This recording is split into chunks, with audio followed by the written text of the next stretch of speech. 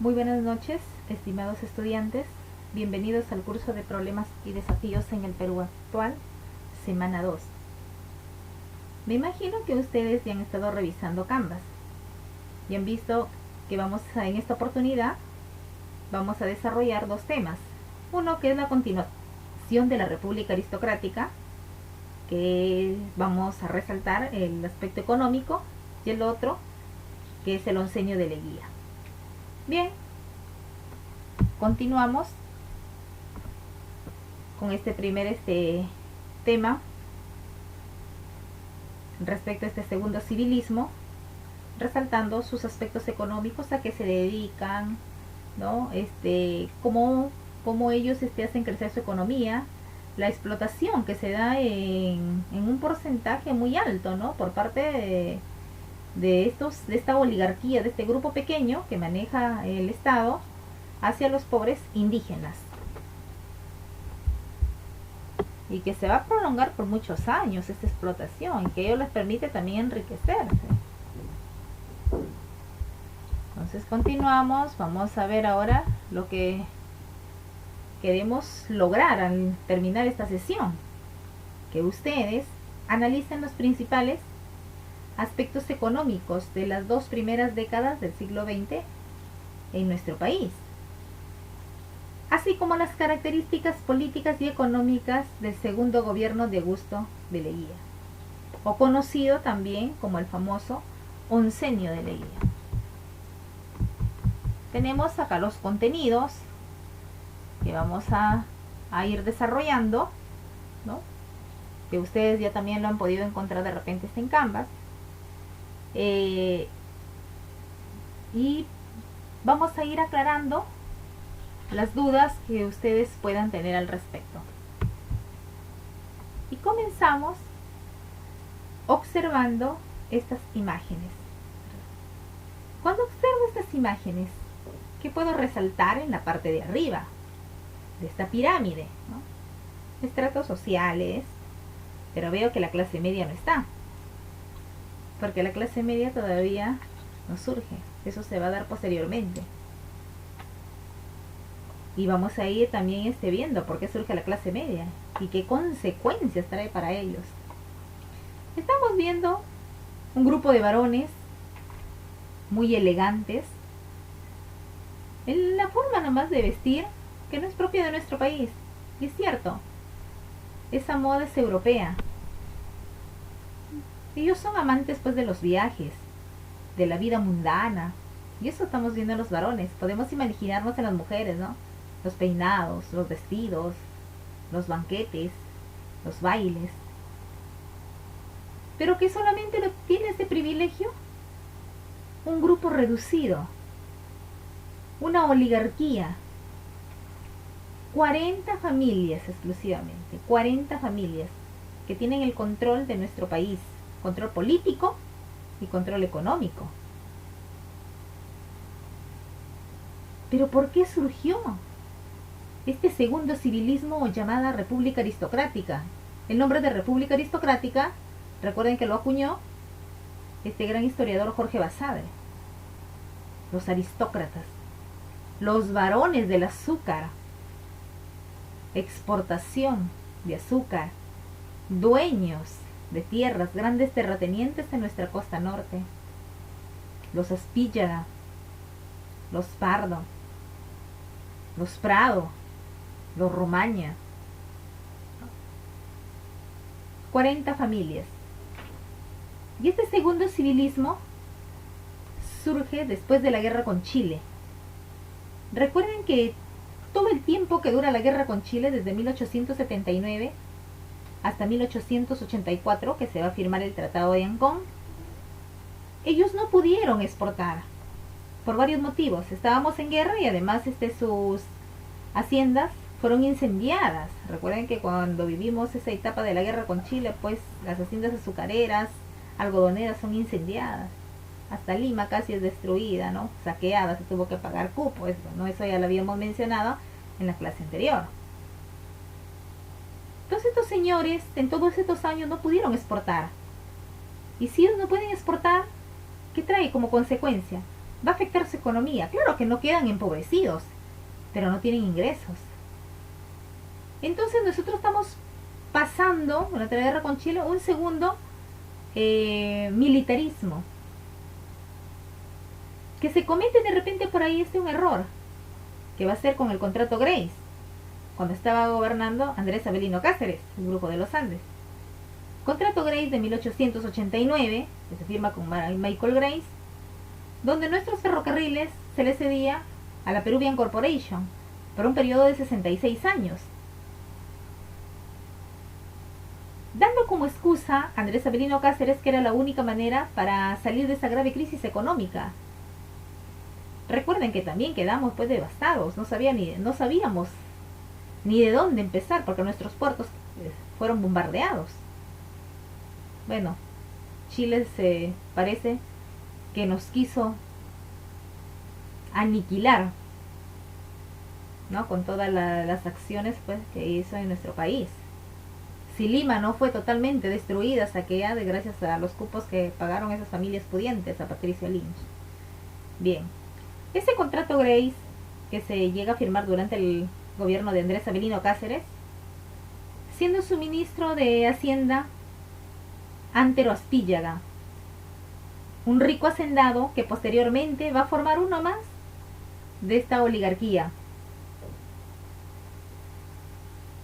Este contrato Grace no es bien visto por la población, es criticado, porque significaba que después de 66 años nos iba a devolver la Peruvian Corporation, estos ferrocarriles, pero ¿en qué condiciones?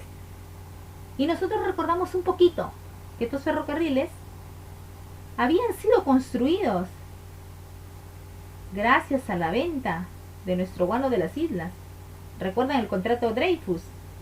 La casa Dreyfus, que se da durante el gobierno de José Balta, más conocido como la era de los ferrocarriles. Es criticado, y entonces ahí también baja, ¿no?, la popularidad de Andrés Avelino Cáceres, además la rivalidad que tiene con Nicolás de Piérola, ¿no?, y sus montoneros.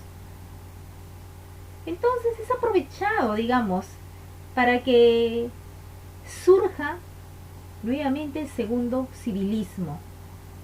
Hablar de segundo civilismo, estamos hablando de personas alfabetas, personas cultas, que no solamente se educaban en la Universidad de San Marcos, sino también fuera los viajes frecuentes que hacían por Europa. Bien, está también los gamonales. Los gamonales, estos sí fueron más abusivos todavía, porque siquiera esta oligarquía, esas 40 familias, su fortuna lo habían heredado de sus padres, de sus abuelos, pero los gamonales, ubicados en nuestro Ande, ¿qué hacían estos señores? Lo quitaban a los pobres indígenas sus tierras, como ellos no tenían un documento que les avale, ¿no?, que son dueños, entonces ellos se lo quitaban, se apropiaban.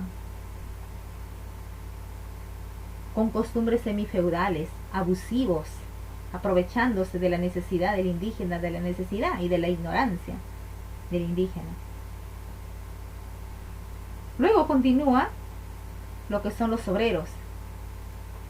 Los obreros que trabajan en las fábricas más de 12 horas, pero que luchan por varios años hasta lograr que se establezca la jornada de las 8 horas de trabajo, que no se da en corto tiempo, pero ellos son persistentes hasta que lo llegan a lograr, que vamos a ir explicando también de manera más detallada. Y los más explotados, como podemos ver, los indígenas, que representan la fuerza de trabajo, que trabajan más, pero ganan poco, y enriquecen a los de arriba, a los primeros, a ese grupito pequeño, a esa oligarquía, a esos gamonales, pero son los más explotados. Y lo podemos ver ahí en estas imágenes, ¿verdad? Espero que todo esté claro. Si tienen alguna consulta, vayan haciendo sus anotaciones, y después de terminar esta sesión vamos con el check de preguntas. Bien, o de repente se olvidan y lo vuelven a ver el video, lo pueden hacer a través también del foro de consultas. Continuamos entonces, estudiantes, y acá vemos todos los presidentes que llegan a gobernar durante la República Aristocrática. ¿No? En el caso, por ejemplo, de Pardo, llega a gobernar en 2 periodos. Pardo se ha caracterizado porque favoreció bastante la educación. Educación primaria, gratuita y obligatoria. Se crean las escuelas nocturnas. ¿Para quiénes? Para los que no pueden estudiar en el día. ¿Y quiénes son los que no pueden estudiar en el día? Los obreros. Permite el ingreso de la mujer a la universidad, porque antes la mujer, por más que tenga un buen apellido, tenga sus bienes, solamente llegaba a estudiar hasta el 3er año de secundaria, más no estudiaba, más no llegaba, a los estudios superiores.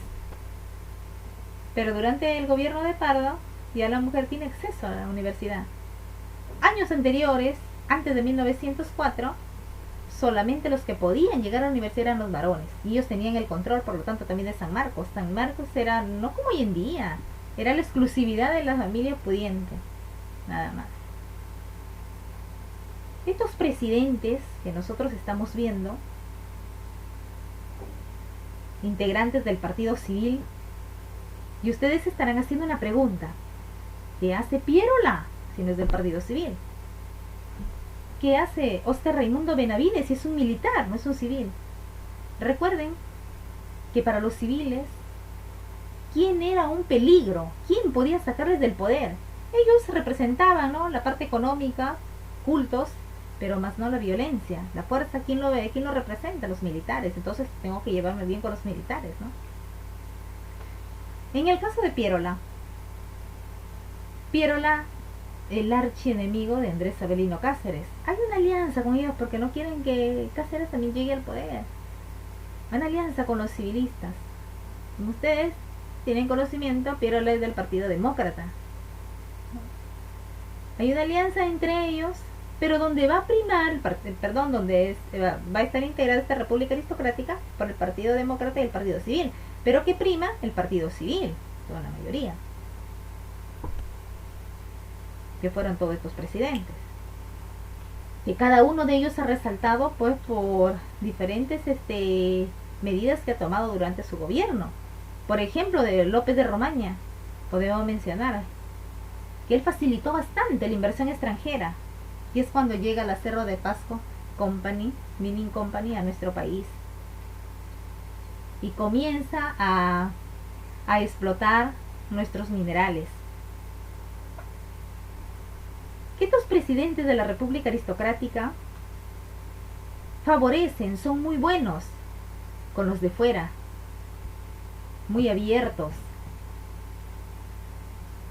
pagan impuestos muy bajos, pero que son cerrados con su pueblo, son ajenos a lo que su pueblo está pasando, las necesidades que tiene.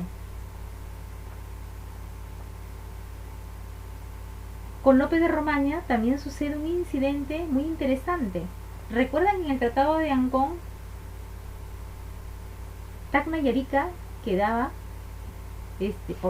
con Chile por un espacio de 10 años, y de ahí, mediante un plebiscito, se iba a solucionar ese problema. Pasó más de 10 años, estamos hablando de 1884 y estamos en 1899, y no se soluciona el problema.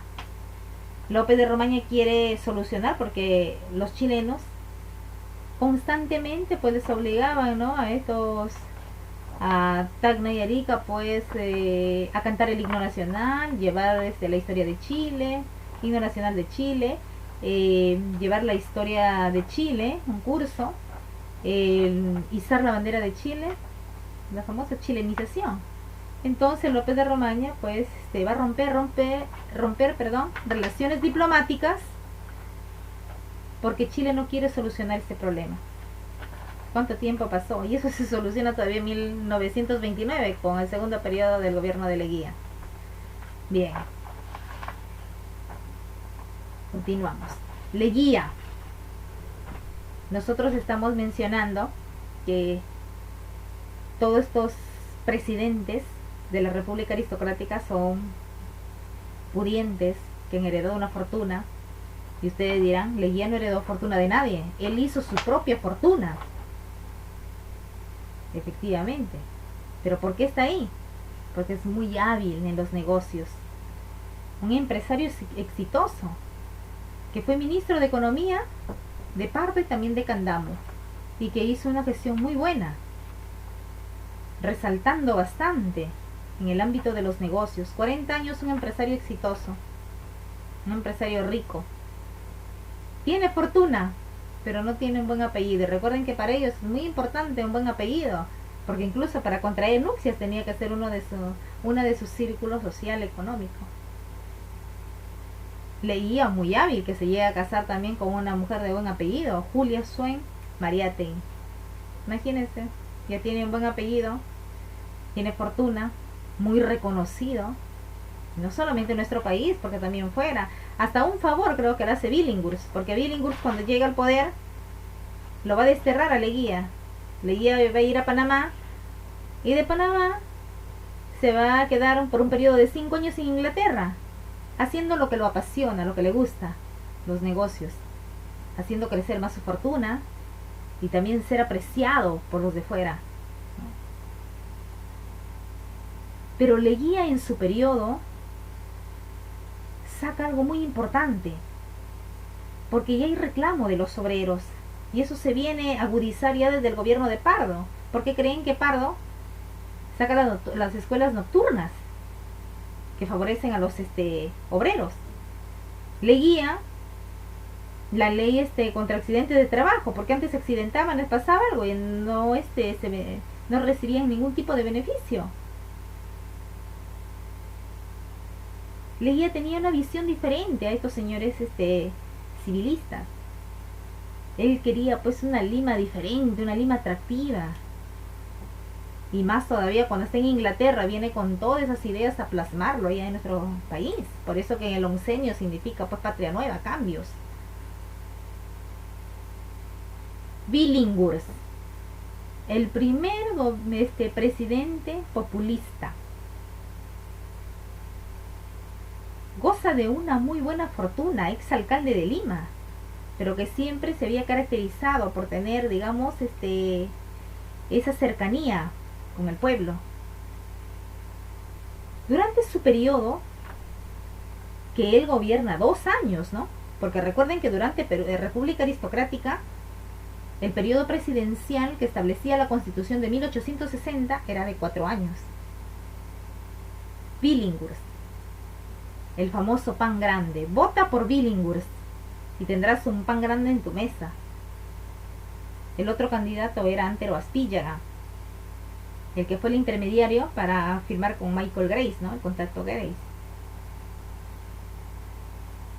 Si votas por Aspíllaga, tendrás un pan pequeño, porque Aspíllaga se identificaba más con la clase alta, pudiente. Y gana Billinghurst. Billinghurst llega al poder. Billinghurst del partido demócrata también. Billinghurst llega al poder y se aprueba la jornada de las 8 horas de trabajo, pero no para todo el Perú, sino para los trabajadores del Callao. Pero ya hay un avance y saca una ley, el derecho a huelga, otro gran paso. Ya se va avanzando y siguen, ¿no?, persistiendo estos obreros, porque ellos quieren la jornada de las 8 horas de trabajo para todo el Perú, y lo logran. Pero eso se da al finalizar la República Aristocrática. Por estas medidas que toma, por ser un gobierno populista, ¿a quién no le convenía que se apruebe la jornada de las 8 horas de trabajo? ¿A quién no le convenía el derecho a la huelga? A estos señores, a los civilistas. Entonces ellos incitan a Óscar Raimundo Benavides para que le dé un golpe de estado y lo saque. Ellos no podían hacerlo, pero sí podía hacerlo un militar. Y Óscar Raimundo Benavides le da un golpe de estado y lo saca del poder, para posteriormente ir a elecciones y nuevamente se presenta como candidato, nuevamente apoyan estos civilistas al hijo del fundador del Partido Civil, a José Pardo Barreda. Pero nosotros vamos a ir resaltando en esta fecha, por ejemplo, Raimundo Benavides de 1914. ¿Qué pasa, estudiantes, a nivel mundial? ¿Qué está sucediendo? Nos preguntamos. La Primera Guerra Mundial. ¿Y qué significa la Primera Guerra Mundial? Que va a haber más demanda de nuestra materia prima, lo cual va a ser algo positivo para estos señores, porque van a exportar lo que es el algodón, lo que es el azúcar, los minerales. Cuando Pardo llega al poder, ya hay ciertos cambios, porque la clase media también ya llega a surgir, y la clase media y quiere participación política. La clase media va a ocupar ahora San Marcos, y es en esas circunstancias que ellos se separan de San Marcos y fundan lo que es la Católica, porque ellos no podían mezclarse con la clase media. Y también hay una presión ya durante este gobierno de Pardo por parte de los obreros, que ellos siguen exigiendo, como la clase media ya está vigente, de ahí sale un líder estudiantil, Víctor Aya de la Torre. Es elegido para entrar en conversaciones con el presidente y que finalmente se apruebe la jornada de las 8 horas de trabajo. ¿Cuándo se llega a aprobar? En 1919, el 15 de enero. ¿Se dan cuenta, estudiantes? Ha sido un paso. Han ido persistiendo los obreros hasta que lo logran, que se establezca. Y también es que significaba, apareció la clase media, se dio la jornada de las 8 horas de trabajo y también se da su decadencia, porque ahí se da también el fin de las exportaciones. Terminó la Primera Guerra Mundial. Bueno, que lo vamos a ir viendo en las siguientes PPTs. Ya saben, sus preguntas, van anotando alguna duda que tengan. Crecimiento económico. Antes de la Primera Guerra Mundial, ¿qué era lo que tenía demanda en Europa? El algodón, con un porcentaje muy alto, ¿no? La demanda. Cuando estamos cerca a la Primera Guerra Mundial, incluso durante toda la Guerra Mundial, la Primera Guerra Mundial, aumenta más la demanda del algodón, del azúcar, de los minerales. ¿Pero para qué el algodón? Muy importante, se estaban preparando con los uniformes para sus soldados. Por ejemplo, los minerales. ¿Quién era potencia militar? Alemania. El caucho en nuestra selva. ¿El caucho para qué? Para los neumáticos, para la planta de la bota de los soldados, ¿no? Aumenta. Y vamos a ir también desarrollando estos puntos ya mencionados. Pero ¿a quién beneficia esta demanda? A ellos, porque a la clase baja, al pueblo, más bien lo que le va a traer es más explotación, formas de trabajo, sistema de enganche, llanaconaje, las correrías, ¿no? Que vamos a ir posteriormente mencionando. Acá hay algo muy importante que nos dice: la presión del mercado internacional aceleró el proceso de modernización de las actividades económicas extractivas y productivas, desarrollándose una incipiente industria de transformación y también de explotación que va a ir creciendo. Oligarquía agroexportadora y exportadora también de minerales, agro. Recuerden que estos señores son dueños de tierras, grandes terratenientes, sobre todo en nuestra costa norte. Los Larco, los Grey, los Hildemeister, en Lambayeque, los Aspíllaga, los Pardo. Esta oligarquía sale favorecida con la Primera Guerra Mundial, porque hay demanda de esta materia prima. Pero también, como he ido mencionando, también genera más explotación.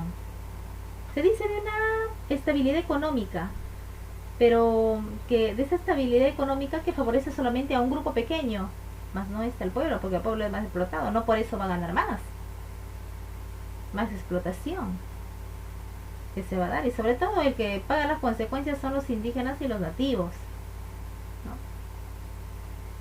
En las haciendas, por ejemplo, serranas, ¿no? La demanda de la lana también que tiene, o sea, en la costa, por lo que hemos mencionado, el azúcar y el algodón,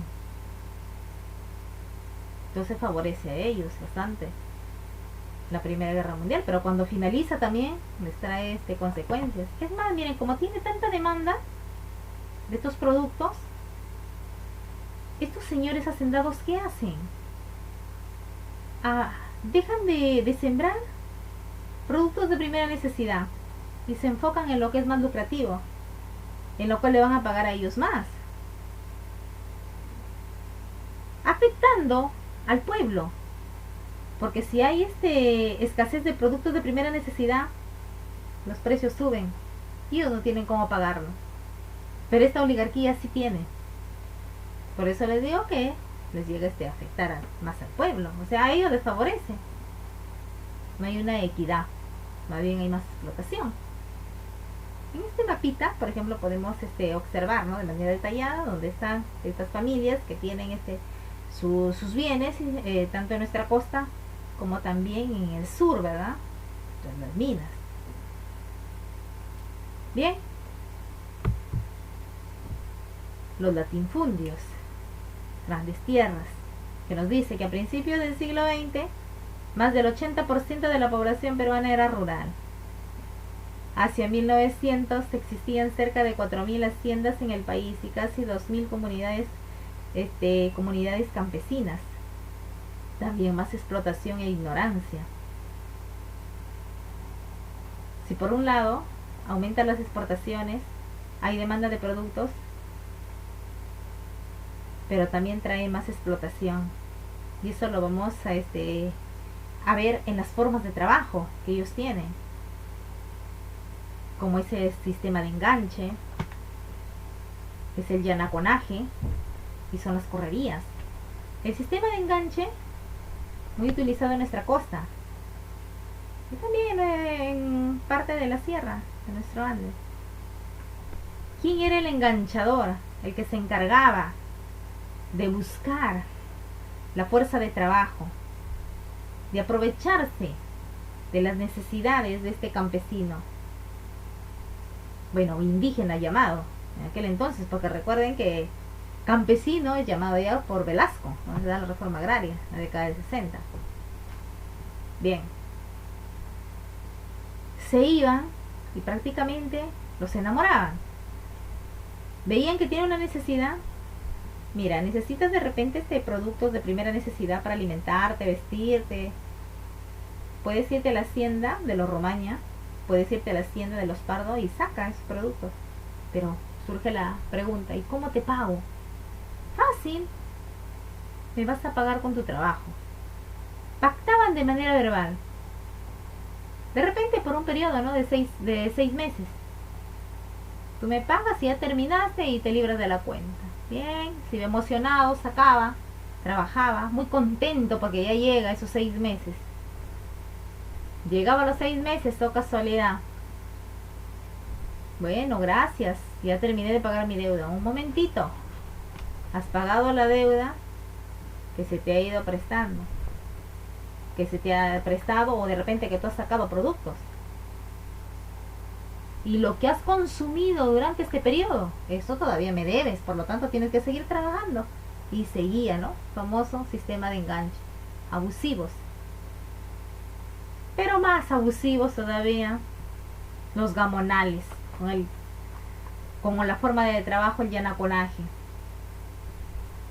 Aprovechándose que ese indígena no tiene cómo alimentar a su familia. Yo te facilito cierta cantidad de terreno, lo siembras, puedes alimentar a tu familia, pero a cambio siembras todas mis tierras y no te pago nada, suficiente con lo que te estoy dando. Otros abusivos. pero los más crueles, estos grandes empresarios caucheros, Julio César Arana y Carlos Fermín Fiscarral, abusivos por la demanda que tiene el caucho en Europa durante la Primera Guerra Mundial.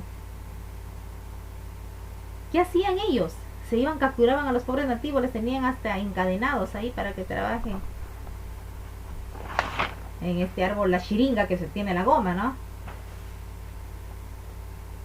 Y no les pagaban absolutamente nada. No quería trabajar, este nativo. ¿Qué hacían? Lo agarraban a uno de sus pequeños, lo golpeaban en la pared, incluso le llegaban a abrir el cráneo, que de alguna manera este nativo aceptaba trabajar para no ver cómo agredían a sus familiares. Fueron bien abusivos.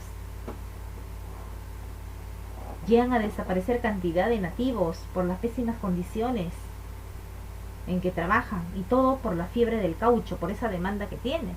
Se llegan a enriquecer bastante estos empresarios caucheros. Acá vemos los boom en este cuadrito, los boom económicos, ¿no? Algodón, caucho y azúcar. Claro que también están los minerales. El azúcar, ¿no? El azúcar que tiene bastante demanda, el algodón que tiene bastante demanda incluso antes de la Primera Guerra Mundial. Ya cuando llega la Primera Guerra Mundial aumenta más.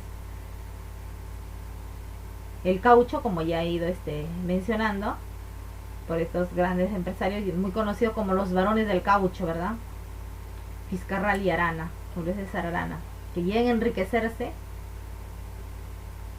prácticamente con las lágrimas, con el trabajo forzoso de los pobres nativos, la famosa fiebre del caucho.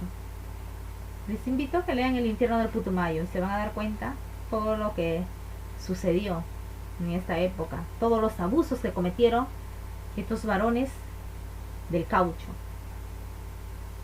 Nuestras haciendas azucareras en nuestra costa norte, Casa Grande, a cargo de los Gildemeister, Roma, Cartavio, ¿no? De los Greys, de los Larco. Azúcar, que tiene bastante demanda. El sistema de enganche que hemos ido mencionando. También el sistema de enganche se dieron en las haciendas algodoneras de nuestra costa, ¿no? Continuamos. Estudiantes, recuerden, vayan anotando sus preguntas. Otros sectores económicos. La minería y el petróleo. La minería, les había mencionado, que llega a la Cerro de Pasco Mining Company durante el gobierno, el gobierno de López de Romaña, el que facilita, ¿no?, el ingreso de la Cerro de Pasco Company, saliendo beneficiada por pagar impuestos muy bajos, y que va a ser también un inicio de que se den los enclaves, ya no quieran salir. Por otro lado también está el petróleo, Zorritos, Lobitos, Negritos, La Brea y Pariñas.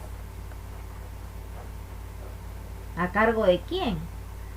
Durante República Aristocrática, que dura 24 años, está en inicio en la London Pacific,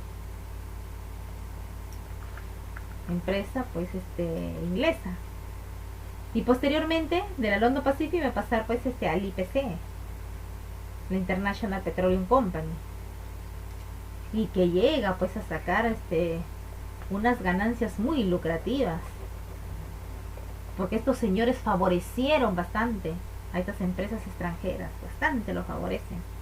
Y ni hablar después con el oncenio de Leguía, vamos a ver que vive su pleno apogeo en lo que es el Cerro de Pasco Mining Company, que se va a dar. Como nos dice, ¿no?, en 1890, salvo la decontribución de minas, se exoneró los impuestos por 25 años. ¿Cómo lo ven? 25 años exonerado de impuestos. 25 años. Por eso vuelvo a mencionar, ellos son muy abiertos, muy generosos con los de fuera, pero con con su país, muy ajenos a todas las necesidades que se dan. Y creo que eso no ha ido cambiando, ¿no? Hasta hoy en día, en la actualidad, nosotros podemos hacer una comparación. Bueno, ustedes pueden hacer una comparación y sacar sus propias conclusiones. Continuamos. Los bancos de aquel entonces. El Banco Italiano, que surge como consecuencia de la unión, ¿no?, de varios comerciantes italianos.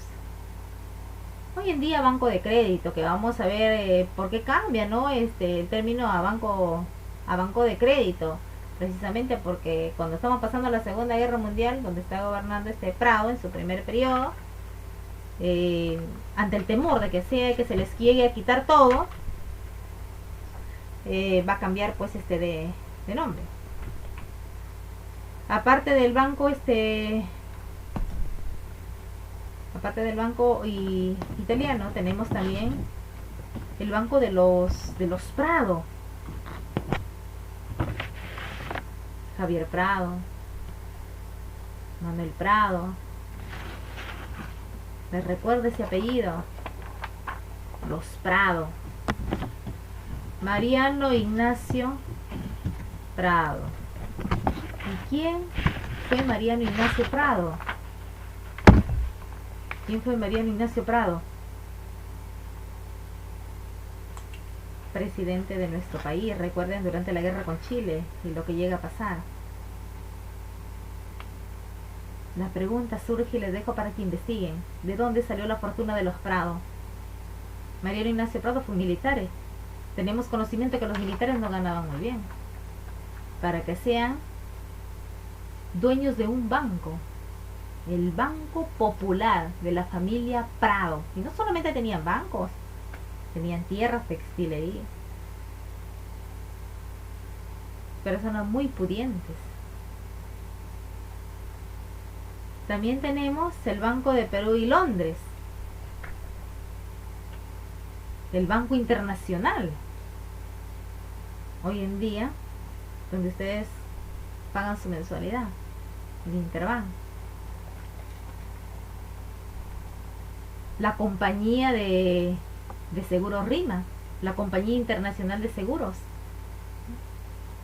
se da durante la República Aristocrática y que juegan un rol muy principal pues en nuestra economía.